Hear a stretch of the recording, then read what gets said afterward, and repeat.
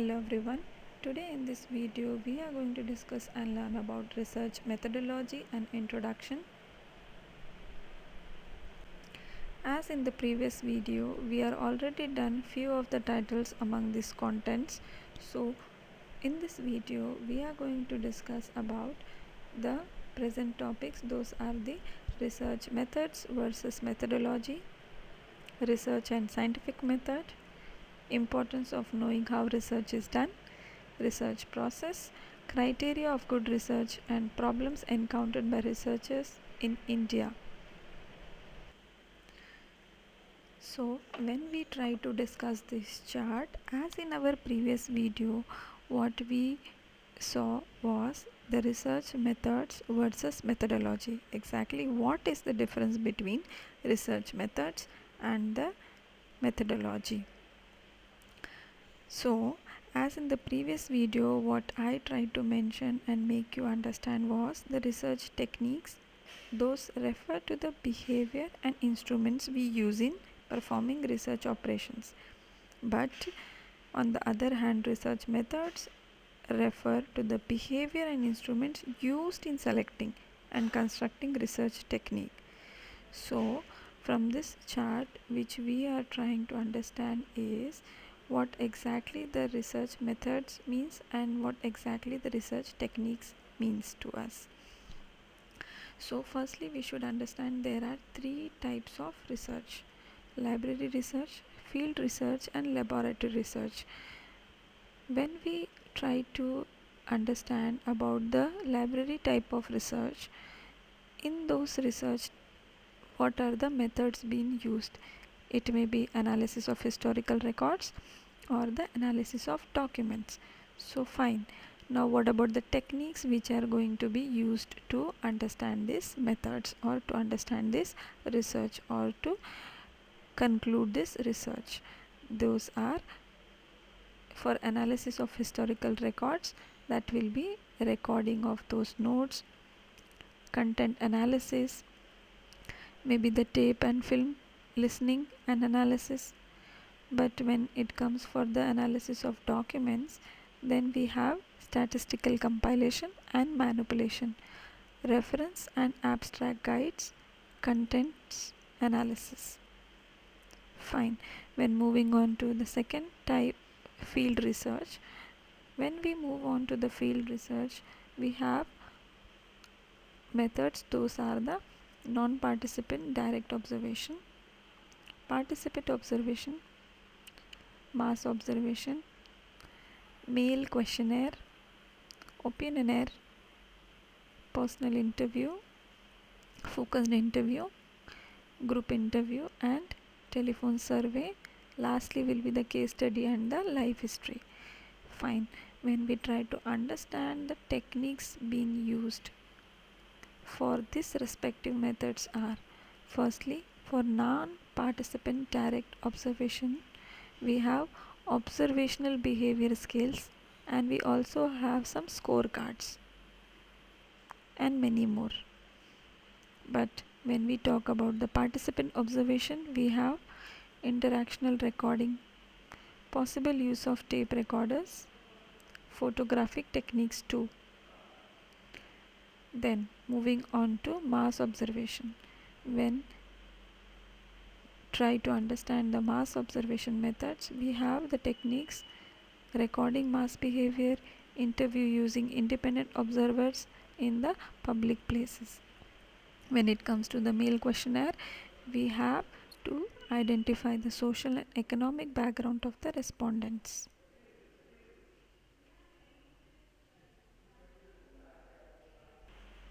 So when we talk about the opinionaire method, in opinionaire method what techniques can be used are the use of some attitude scales, projective techniques, or use of sociometric scales. When we talk about the personal interview methods, in personal interview methods we have the interviewer who is going to use a detailed schedule with open and some kind of closed questions. Then comes the focused interview. When we talk about the focused interview, in those interviews the interviewer focuses the attention upon a given experience and its effects also. When it is a group interview, there what happens is some small groups of respondents are interviewed simultaneously. You must have seen some kind of group interviews being taken on the television too. Then comes the telephone survey. In telephone survey, what are the techniques? Those are, it's going to be a survey technique for information and for discerning opinion.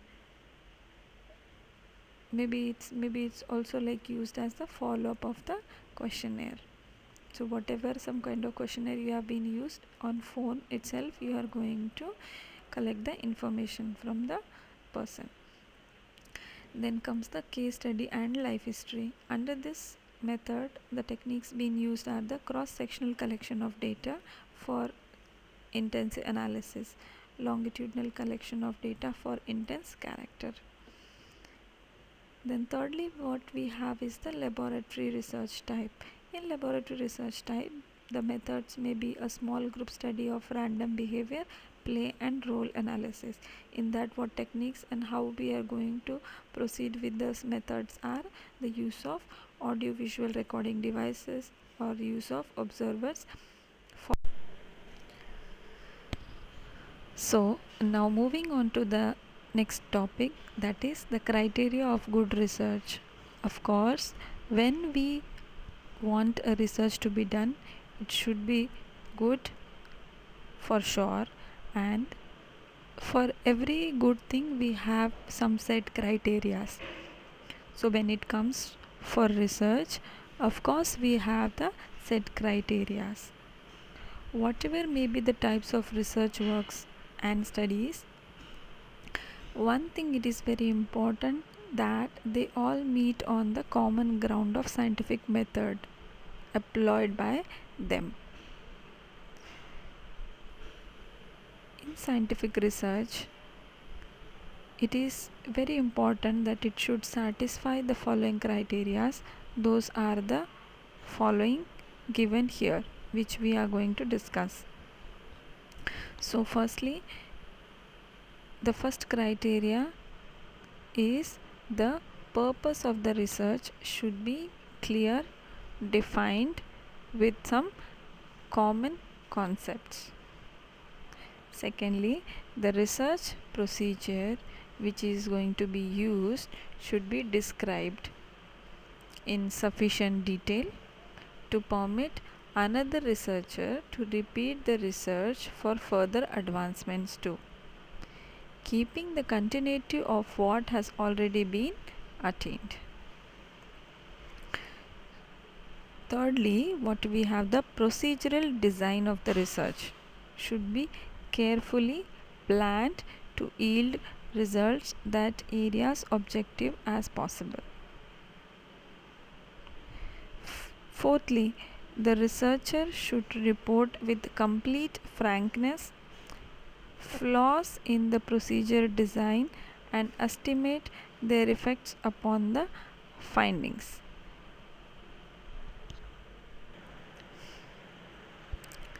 So yeah, the fifth point, it's very important, as the analysis of the data should be sufficiently advocate to reveal its significance. Of course, if data is not being analyzed and it's not significant, so the study doesn't matter, and even the methods of analysis used should be appropriate too. That is called as the validity and the reliability of the data should be checked carefully. Sixth point for the criteria of good research is conclusions should be confined to those justified by the data of the research and limited to those for which the data provide an adequate basis. So your conclusion should be very confined and should be justifying the data. The seventh point is the greater confidence in the research is warranted if the researcher is experienced, has a good reputation in research, and is a person of integrity too. So yeah, yes, what previously we have gone through was the criteria for good research. Now following with the same topic, we want to understand the qualities of the good research too, like how you will give a quality check for a good research. So when it is said it should be a good research, these are the following points which we can have a checklist on. Those are the good research should be systematic. Okay, so what does the systematic word means here?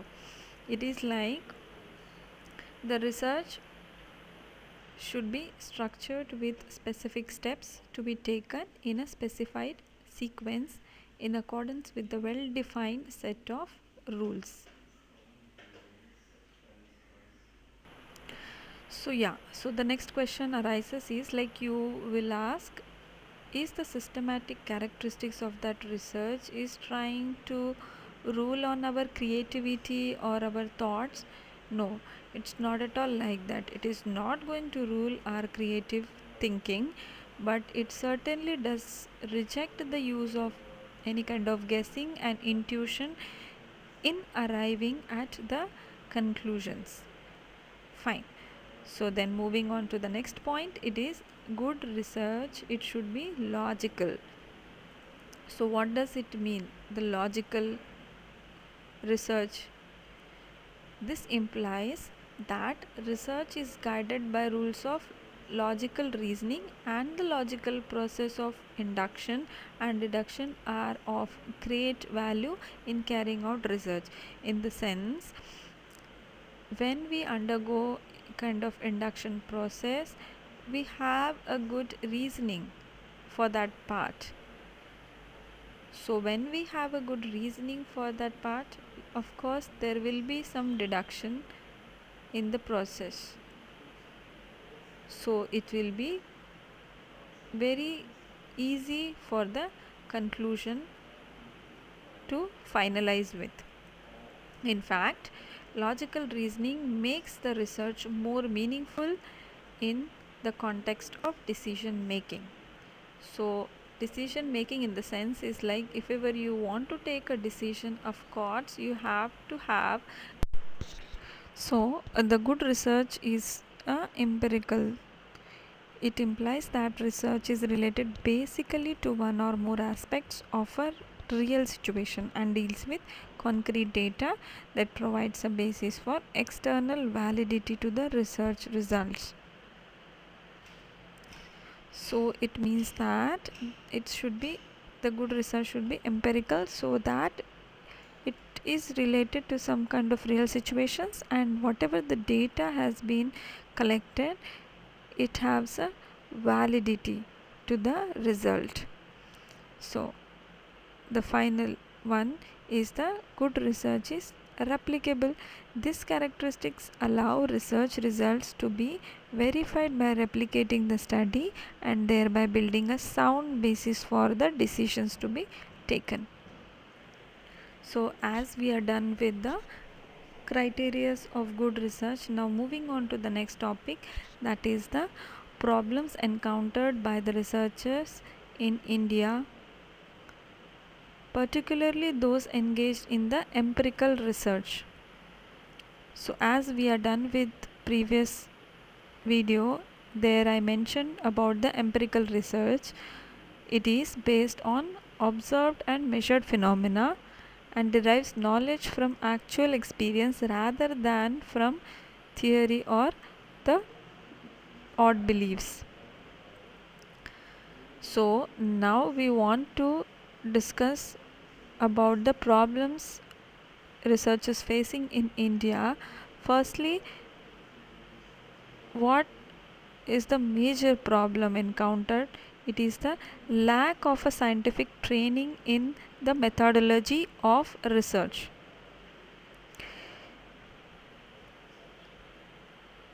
Why we have to discuss the lack of the scientific training? As there are many researchers take a leap in dark without knowing the research methods. Most of the work which goes in the name of research is not at all methodologically sound. Researchers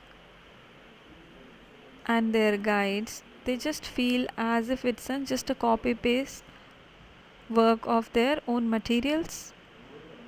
The consequences is very obvious. The research results quite often do not reflect the reality. Thus, a systematic study of the research methodology is a necessity. Before understanding research projects, researchers should be well equipped with all the methodological aspects. So, as we discussed about the first problem, the lack of scientific training, for of course we have a problem, we have a solution too. So, here what is the solution? The solution is efforts should be made to provide short duration intensive courses for meeting the above requirements discussed. That is, there should be some intensive courses which are giving kind of training, scientific training in the methodology of research. So, moving on to the next point or the next problem, it is insufficient interaction between the university research departments, with whom on the other side it is business establishments, government departments and research institutions too. A great deal of primary data of non-confidential nature remain untouched or untreated by the researchers for want of proper contacts. In the sense, if you don't have proper contacts in the field of the particular research, so of course the data which should be researched on, it is untouched forever. Efforts should be made to develop satisfactory liaison among all concerned for better and realistic research. So there should be some efforts in between the departments too. There is a need. What kind of need? So as we discussed insufficient interaction, of course we have a solution that should be followed is need to develop some mechanisms of a university to industry interaction programs so that the academics can get ideas from the respective practitioner on what to be researched, and practitioners can apply, and the research is done by the academics. So here what they are trying to explain is we should have an interactive session in between those university and industry people so they can share their own ideas. So we have two people, we have an academician and we have the practitioners, for example, of course. So the practitioner have a lot of ideas which can be shared with the academicians so that they can together come and collaborate and perform a good research. So then comes the third problem, that is most of the business units in our country do not have the confidence of what, that their material supplied to the researcher will be misused, as they are often reluctant in supplying the needed information to the researchers which they need. So the solution what it will be, we have to get a confidence developed in those industry people or the practitioners so that they have a good confidence to share their own information or the data they are sharing with the researchers. so it should not be misused at all. So the fourth point is the research studies overlapping one another are undertaken quite often for the want of adequate information. This results in duplication and fritters away resources. So how to solve this problem? This problem can be solved by proper compilation and revision at regular intervals of a list of subjects on which and the places where the research is going on. Due attention should be given towards identification of research problems in various disciplines of applied science which are of immediate concerns to the industries. The next comes there does not exist a code of conduct for the researcher, and inter-university and interdepartmental rivalries are also quite common. Hence, there is need for developing a code of conduct for the researchers. So coming to the next problem is the assistance. Many researchers in our country face difficulty of adequate and timely secretarial assistance, including the computeral assistance too. What it happens is, then we have unnecessary delays in the completion of research studies. So what can be done is, all possible efforts should be made in this direction so that efficient secretarial assistance is made available to the researchers, and that too in time. UGC Grant Commission, that is University Grant Commission, have a major role to play in this difficulty to solve. Then next comes the other problem, that is the library management and its functioning. When it is not satisfactory at many places, and much of the time and energy of the researchers are spent in tracing out the books, journals, reports, etc., rather than in tracing out relevant material from them.